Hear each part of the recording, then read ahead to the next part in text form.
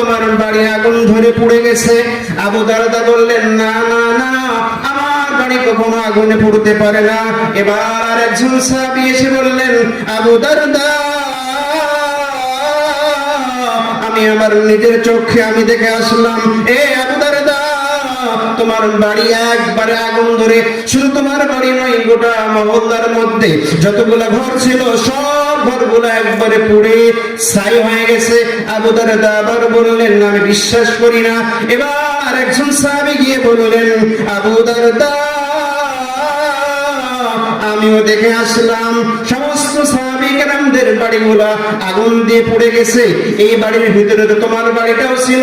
আবু দারদা বললেন, না না না, আমার মায়ের নবী বিশ্ব নবী বলেছেন, যে ব্যক্তি সকালবেলা বাড়ি থেকে দোয়া করে বাইর হবে, আল্লাহ তাআলা সেই বাড়িকে আল্লাহর রহমতি এবং কুদরতি মাধ্যমে আল্লাহ তাআলা সেই বাড়িকে আল্লাহ হেফাজত করে নিবে।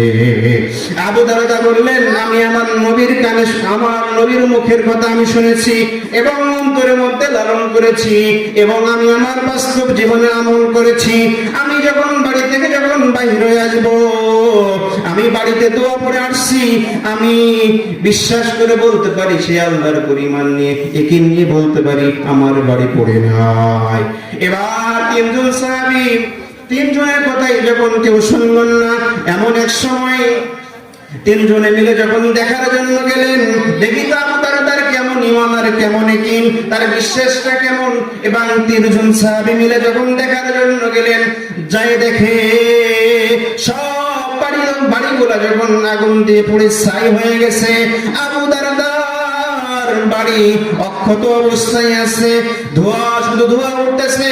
এমন সময় সাহাবায়ে কেরামরা তাদের চোখ দিয়ে দেখলেন, আবু দারদা যেমন বলেছিলেন, আমি যখন ঘর থেকে বাইর হব, বার হওয়ার সময় আমি দোয়া পড়ে আসছি, এই ওসিলাই রব্বুল আলামিন আবু দারদার ঘরকে আগুনের হাত দিয়ে আল্লাহ হেফাজত করে দিয়েছে।